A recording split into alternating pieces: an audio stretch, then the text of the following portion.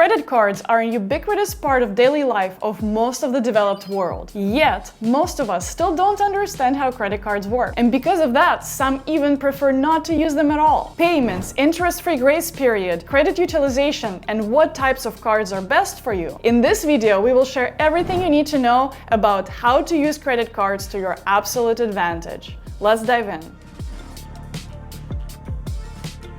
A credit card is essentially a payment card that allows the cardholder borrow funds from a financial institution to make purchases. When a card is issued, there is a credit limit set to it. This is the maximum amount of credit that you're essentially allowed to borrow from the bank. Unlike loans or mortgages, the credit card does not automatically put you in debt. It simply gives you an option to borrow some funds at any given moment, if you need it. You can make requests to reduce or increase your credit limit if necessary, and that may depend on or impact your credit score. Let's say your credit limit is $5,000.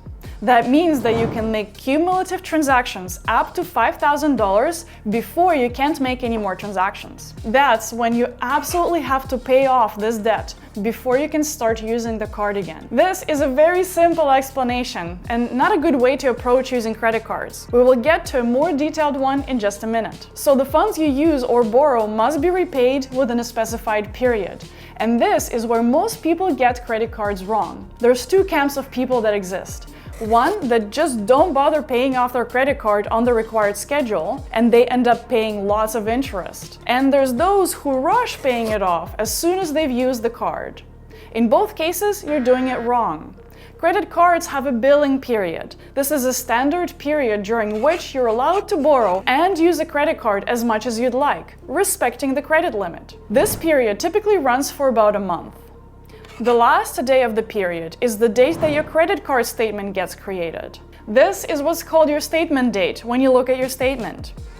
This 1 month during which the statement runs before the statement date is the time when you can use your credit card and not worry about having to repay your credit card. The bank issuing the credit card gives you 30 days interest-free to use the money. You pay no interest on the money that you use during this given period. And if you're not sure about when your statement starts or ends, you can always check your date by opening any of your previous statements. Now, this is where it's important to pay attention. When the statement is issued, there are several critical things to pay attention to.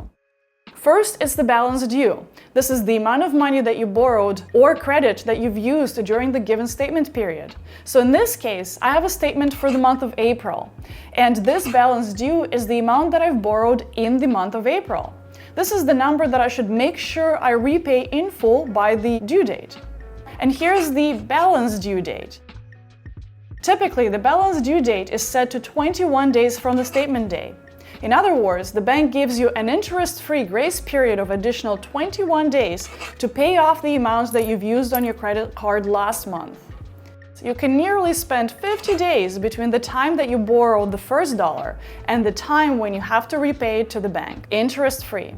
This is the power of credit cards. Then you have your credit card balance.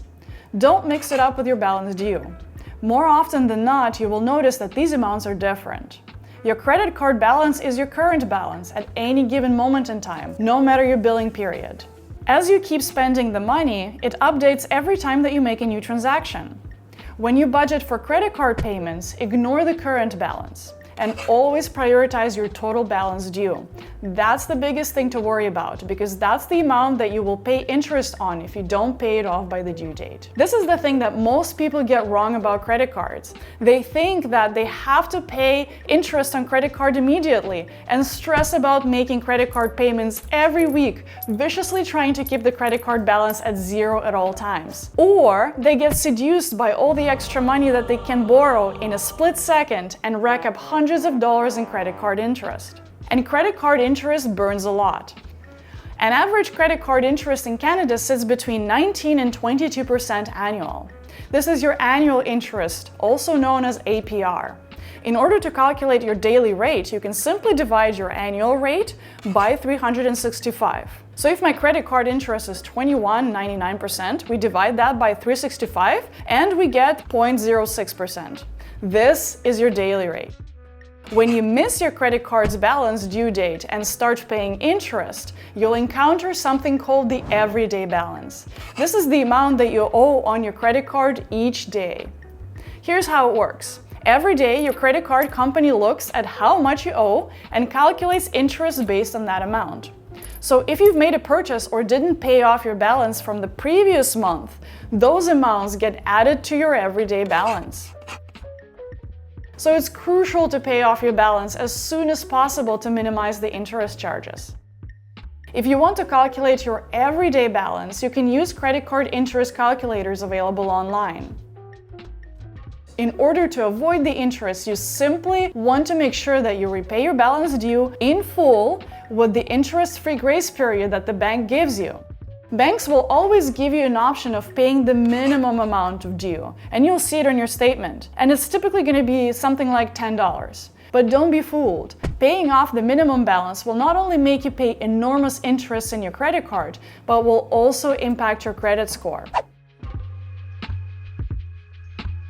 So with that, we've pretty much just gone over what a credit card statement looks like. Sometimes you may be tempted to use your card in a cash-like manner, to withdraw some cash from an ATM or get a cash advance. For cases like this, the interest-free grace period does not apply and your daily interest kicks in immediately as soon as you withdraw the money. To add more to that, most credit cards have a separate higher APR rate for cash advances. So generally, it is not recommended to withdraw cash from your credit card unless you absolutely have no choice. Our conversation about effective credit card use would be incomplete without talking about the credit card utilization. Credit utilization rate is essentially how much credit you use every month based on the total amount of credit available to you. This rate is calculated pretty simply. If your credit limit on a card is $5,000 and you use no more than $1,000 every single month, then your credit card utilization is 20%.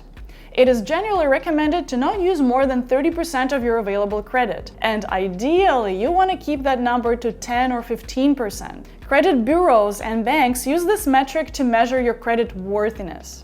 Lower utilization rates mean that you're more responsible when it comes to using your credit. Higher utilization rates are regarded as signs that you're not using your finances effectively. That is why increasing your credit limit on credit cards is actually not a bad idea, especially if you notice that you end up using more than 30% of your credit card limit. Just remember, always pay your credit card in full on time and never use more than you can afford to cover. With all that said, credit cards are a powerful tool for financially savvy individuals. They allow you to use the bank's money for up to 50 days interest-free. Credit cards are also safer to use than debit cards or cash. Most credit cards also come with purchase protection and insurance. So if your card or the information gets stolen by fraudsters, it is insured. You simply call the bank, they investigate the case, and in most cases, return the amount that you've lost. This type of insurance is not possible when you pay with your debit card or cash. Once the money is gone, it's gone. With credit cards, banks have sophisticated systems to track the money and where it travels, and they can identify fraud. So that is why using credit cards is much safer than any other forms of payment. Now, let's get to the juicy part. Now that we've talked about basics of credit cards, let's talk about what types of credit cards exist. There's a lot of types of cards for different spending styles, but I will focus on 3 most valuable types for most people. So the first type is cashback. These types of cards offer cashback on all purchases. Usually it's 1 or 2%. For every dollar you spend, you actually get money back, and it's all paid off back to you on a monthly or a yearly basis. It's essentially free money. There's also rewards cards. Most cards are rewards cards in some way. My favorite type of reward cards is travel cards. There's a reward card for any lifestyle. What these cards do is they essentially encourage certain types of spending, travel or eating out, for instance, and they give you additional perks and benefits. For example, American Express Platinum card. This card allows you to accumulate points for any travel-related purchases, and you can use them to travel for free. It also gives free airport lounge passes and memberships in different hotel and car rental reward programs. Most reward cards do come at an annual fee ranging from $40 to $800. So it is important to make sure that the way you use your credit card is worth the fee you're paying for it and suits your lifestyle. To give you an example of rewards that we got last year for using our credit card, we accumulated enough points to buy a round-trip ticket to LA for both of us. If you don't know where to start when choosing your first credit card in Canada, Neo Financial is a good place to start. They have zero fees and they offer generous cashback incentives with a wide range of vendors. Neo also has a secured credit card. You can check the link below this video for a referral code from us. When you open an account, you will get a $1 bonus, and we'll get some too. So I've mentioned a secured credit card. What's that? Secured credit cards are useful for younger people or newcomers who have no credit history. To get a secured credit card, you must make a security deposit that acts as a collateral. For instance, you get $500 secure credit card. You will have to place a $500 collateral deposit on the account. If you prove to be financially responsible with a secured credit card over a period of 1 or 2 years, you'll build a good credit history and you can take that $500 back and can later qualify for a wider range of credit cards and other credit products. If you want to get a deeper dive into how credit history is built and how your score is calculated, you can check out this very old but still very gold video we've made a few years back. Credit cards can be a powerful tool in your everyday life. If handled negligently, credit cards may turn into an evil thing, putting you in debt and making you lose money through accumulating interest payments. But when used right, they can become a trusted partner that supports your lifestyle. In our case, it's travel and entertainment. We get many travel perks as well as early access to music shows, fancy dining options, and much more. So if you're thinking about getting a credit card and don't know where to start, first ask yourself, what do you spend most of your money on? What kind of lifestyle do you want to have? This will help you narrow down what kind of credit cards fits best for you. Let me know in the comments below if you already have your favorite rewards credit card. If you're not sure and you're on the budget, we recommend to start with a zero annual fee credit card.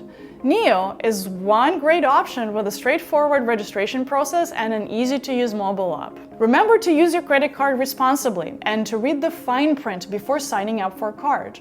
By doing so, you can build good credit and avoid any unnecessary fees or charges. If you want to stay in touch on more practical tips on how to excel and thrive in Canada, subscribe to our channel or subscribe to our newsletter in the link below. Thank you for watching. If you've learned something new, you can say thank you by tapping the like button to let YouTube algorithm know that more people should see this video. Take care, and I'll see you in the next one.